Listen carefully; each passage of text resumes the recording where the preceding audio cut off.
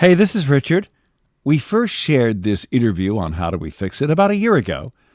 Sadly, the crisis we're talking about may be even worse than it was in 2023. We're talking about the dramatic changes in the news business, changes for newspapers, radio, and local TV. And these changes go back pretty long ways, I think, for both for us as journalists and for consumers of news. So we're going to focus today on what's been going on in local news over the past couple of decades. Rescuing and rebuilding local news with Anna Brugmann.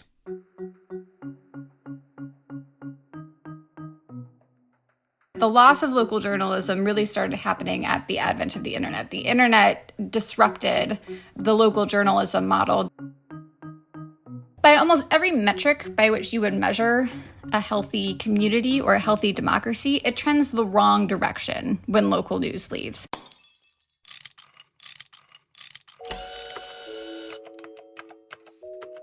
Our show is about fixes. Yeah, how to make the world a better place. How do we fix it? How do we fix it? Think about your news reading, viewing, and listening habits over the last couple of decades. Chances are they've changed dramatically. In fact, the more you think about it, the more you'll realize that almost nothing's the same. Yeah, much of our information now is online, whereas 20, certainly 30 years ago, virtually all of it was in print or broadcast, and now we have podcasts as well. By the way, it was a real joy last week during a train ride to Washington when I actually read 2 print newspapers. That old-fashioned way of just leafing through the news is very different from what most of us do now. Yeah, I try to still keep some print media in my mix, partly because it's just a different experience. It's a more tactile, you can sort of sink into it a little bit more. A lot of the newer forms are also different in content. They're more focused on opinion. There's less emphasis on reporting, whereas both on broadcast and in formats like Substack, a lot of what we see takes the form of advocacy or opinion journalism. Anna Brugmann is our guest today. She's Director of Policy at the nonprofit group Rebuild Local News, which works to support local newsroom funding. You spoke with Anna a few days ago. Anna Brugmann, welcome to How Do We Fix It? Thank you for having me.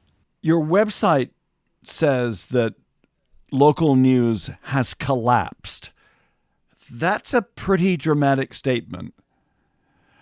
Tell us more. Well, it's a pretty dramatic phenomenon within the local journalism industry.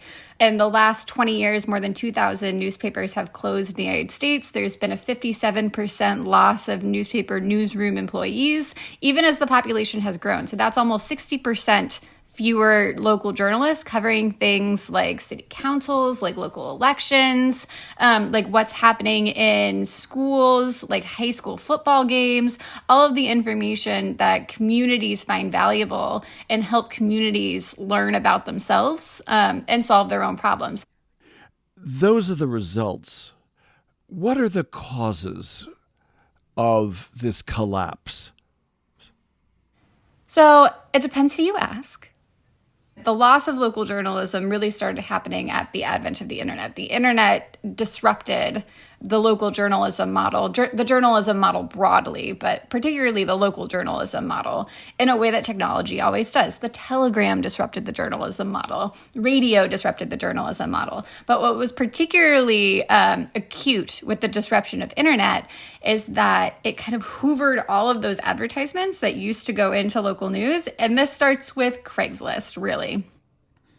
I was going to ask you about Craigslist because most newspapers were fat with classified ads until around 2000.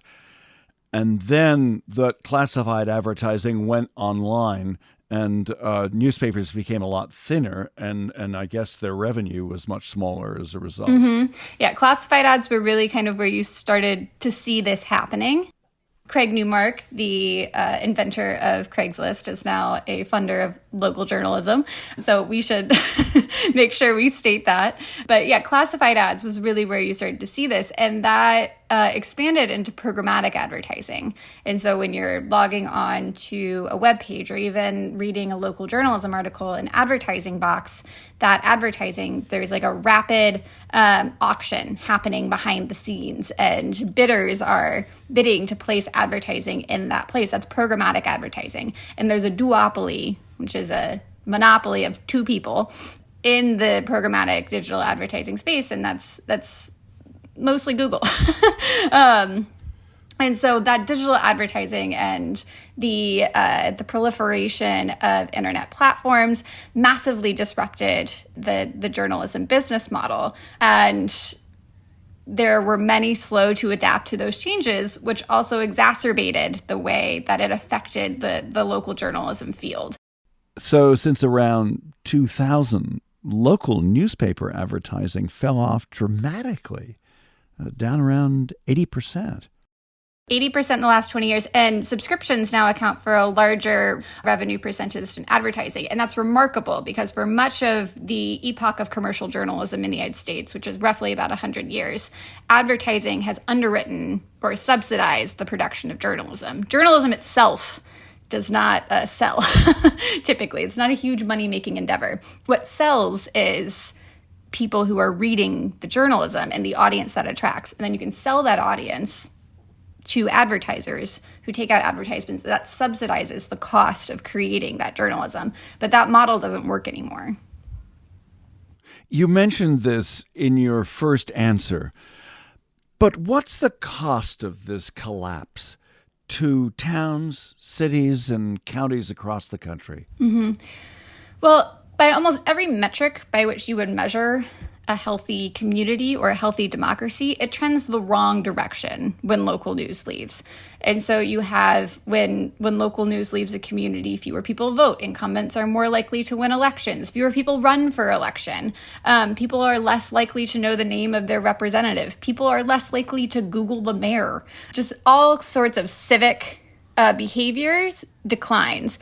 In addition to that, the cost of borrowing usually increases in a community because the people who rate bonds, when they see there's no local watchdog, they don't trust the investment as much. Taxes increase, government waste increases. Walk us through just one of those. For instance, borrowing costs increasing. Is that because there isn't a reporter covering City Hall who points out that perhaps the city council has picked the more expensive bidder because that more expensive bidder is a good friend of members of the city council? Yeah, it's kind of that dynamic. And so the way that bonds get rated, there is a third party that rates a bond. And when that third party sees that there's no one who's going to watch this government, this person who's levying the bond, then they don't trust it as much. And so it gets a lower rating, which makes it more expensive for communities to fund projects that better the community. How has the news we consume changed? Broadly, what we know is that as newspapers have consolidated, they often report on less local news. And so when major chains, for example, buy your local newspaper, you'll probably see more regional news, maybe even more national news, but less local news that is truly local. And when that happens, it kind of affects the entire ecosystem because newspapers provide the bedrock original reporting that things like commercial radio and commercial television then depend on. And more national news tends to be more polarizing because national news tends to be reported on through a two-party lens, where local issues don't tend to be quite as partisan. And so when news is more local, it tends to be less polarizing. A few moments ago, you mentioned commercial radio. I spent most of my career in broadcasting in commercial radio. And 50 years ago, when I was a kid, radio stations had news programming. Not now, because of changes in the law and other trends. Most commercial stations no longer have any reporters on their staff. Is that part of the problem? I think it relates to it. I grew up on talk radio. My dad is a huge talk radio fan, so much as I used to walk into gas stations and hear my father on the local talk radio stations. And so I very much grew up on kind of the last of that kind of radio that had not just local talk and opinion, but local reporting as well. And that in commercial radio stations has really, really declined. It's a lot cheaper to do things like just a talk show or opinion show. It is much more expensive to do reporting. What are news deserts? That is an area or a county typically without a local newspaper. And those are growing in the United States. And it's not just newspapers closing. It's also newspapers that are a shell of what they once were, where there are far fewer local reporters. Right. So even that number, that 2,000 newspapers that have closed, doesn't quite capture the loss. I should say at this point also that there are lots of organizations that are working to fill these gaps. The problem is that the decline is so precipitous that the innovators are not quite making up as much ground as the decline. Anna Brugmann is our guest. This is How Do We Fix It? I'm Richard Davies. And I'm Jim Meggs. And our website, Jim, is howdowefixit.me. Now back to the interview you did, Richard. Anna, this interview has been a bit of a bummer so far. I know. But the organization that you work for has a hopeful name, which is Rebuild Local News.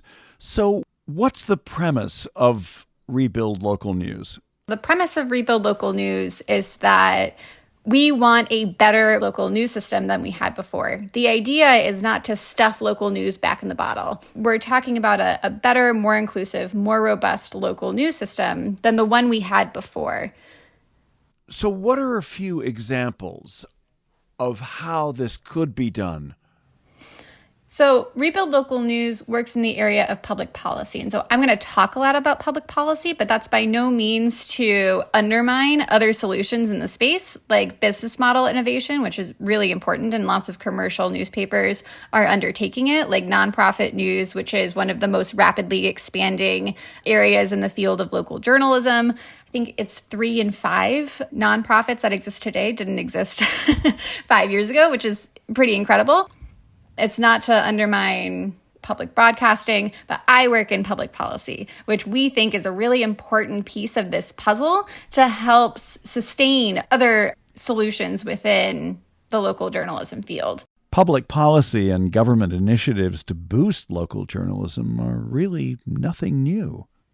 The United States has a long history of public policy that supports journalism. The postal subsidy of 1792 is my boss, Steve Waldman's favorite example. It gave a discounted rate to periodicals in the early United States to send their periodicals. And so it provided that kind of foundational policy that helped local journalism and journalism broadly spread throughout our early country. Public broadcasting, another good example of public policy. Even something as simple as a newspaper box on your corner, that's kind of an example of public policy because somebody probably went to a city council and said, hey, we want to put a newspaper box here to help people access our newspaper. They probably don't pay rent on that box, but some government body probably approved it. And so that's also an example of how public policy supports the access of critical information to our democracy in local communities. And your group, Rebuild Local News, is also working with trade groups, including Black and Hispanic news outlets, newspaper associations, local independent online news publishers, and more. They're all supporting local and state proposals aimed at helping local journalism. Some of those policies look like tax credits. There's something called the payroll tax credit for local journalism, which would provide news publishers and news outlets a payroll tax credit for every journalist they employ. There's something called the advertising tax credit, which would incentivize local advertising, which provides kind of the bedrock foundation for many local news outlets.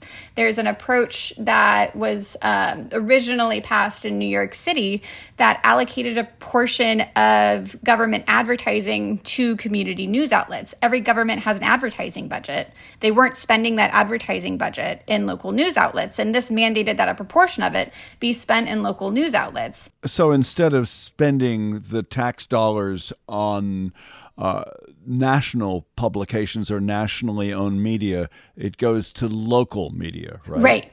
Right, exactly. What role do nonprofits play now? They're growing, aren't they? They are growing. They're growing quite quickly. They are proportionally the fastest growing area in our field. And the way that many nonprofits function is some news outlets can pay a subscription to republish that information, or some outlets even offer it for free with attribution to other news outlets in the state. But they are important, and they are providing a critical service. What about for-profit businesses? Are they also involved in trying to rebuild local news? Oh, of course. And there's far more for-profit news outlets than there are nonprofit news outlets. And what for-profit news outlets are now having to do is adapt their business model, because traditionally they've relied on advertising. And so now they're adapting their business model to rely on things like memberships and philanthropy and local events. I was just talking to somebody who works with local news outlets in Kansas, and there's a little group of newspapers that's transitioning from a commercial business model to a membership model. And I think that's really innovative and really an interesting way of transitioning from those two models. Again, philanthropy has become very important to some commercial news outlets, of expanding their revenue streams to not be so dependent on advertising. So commercial news outlets are absolutely a part of this. And we see commercial news outlets reorienting their business model towards service at quite a high degree. With that hopeful note, Anna Brugmann, thank you very much. Thanks for having me. Anna Brugmann. Next, our recommendation. Jim, it's your turn, and I understand it's a podcast, a rival podcast to ours. Yes. I'm sorry. I've been really listening to a lot of podcasts lately. In fact, we unplugged our TV, so I don't listen to any broadcast news. I don't listen to CNN, MSNBC, Fox, any of that anymore. And I take that time instead, if I'm cooking or cleaning the house or going for a walk, I just queue up one of the about maybe 8 or 10 podcasts that I listen to regularly. My latest favorite, or among several, is The Re-Education with Eli Lake. And Eli is a writer for Commentary Magazine, where I also write a column, and numerous other outlets. Really, really smart guy who represents a kind of thoughtful, questioning, center-right perspective on the world. Because I do spend a lot of time reading the New York Times and reading The Economist and reading the Washington Post, I often find it really refreshing to get surprising opinions from center-right sources. And so I'm looking forward to this. I still read Mother Jones, articles in Mother Jones, not infrequently. I don't agree with them usually, but they're well reported, and they offer ideas that I need to grapple with. And just in case you didn't know it, Mother Jones is kind of left. Yeah, that's for sure.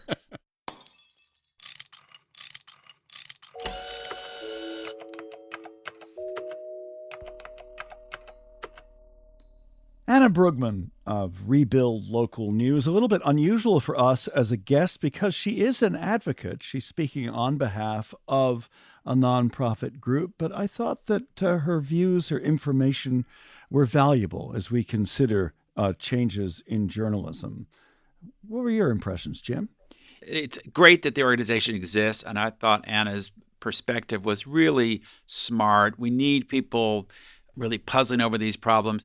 But Jim, You have reservations about one or two of Anna's proposed solutions. Being more conservative means always being a little paranoid about unintended consequences. And so when I hear about things like tax breaks for advertising for local journalistic outlets, what does it mean if a highly partisan outlet winds up supporting one of these kind of pink slime news sites that look like local news, but they really don't involve a lot of really local people, and they're really set up to rope people into thinking they're seeing a local news site and then feeding them a lot of really partisan, in many cases far-right propaganda.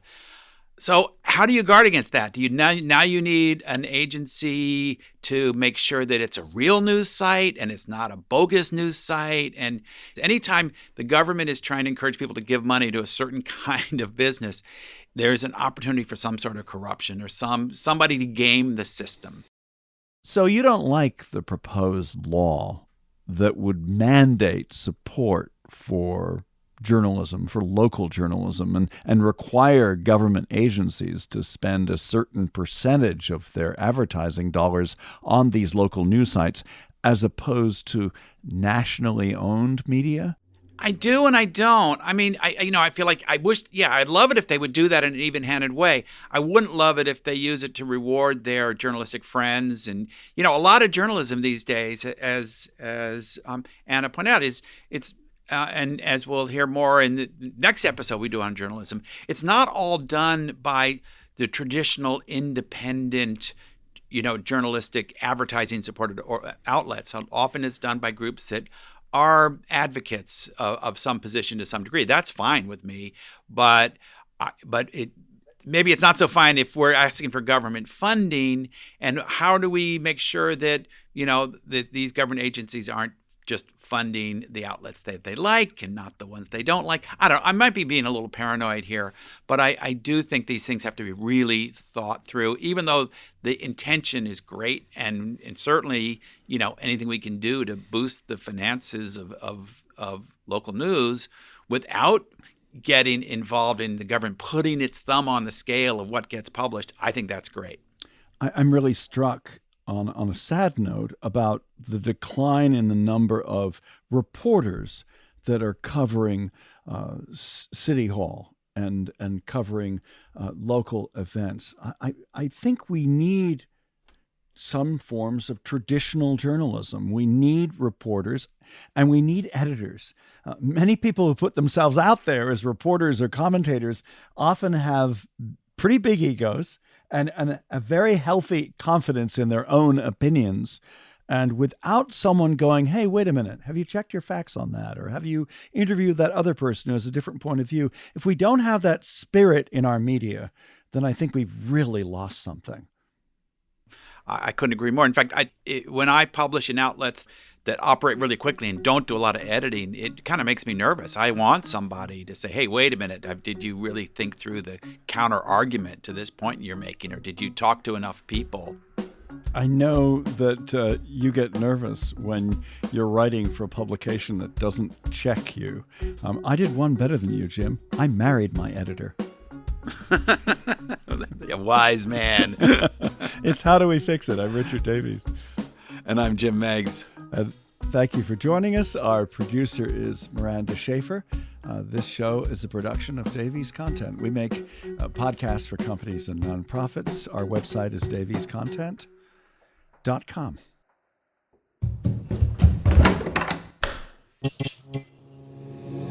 This podcast is part of the Democracy Group.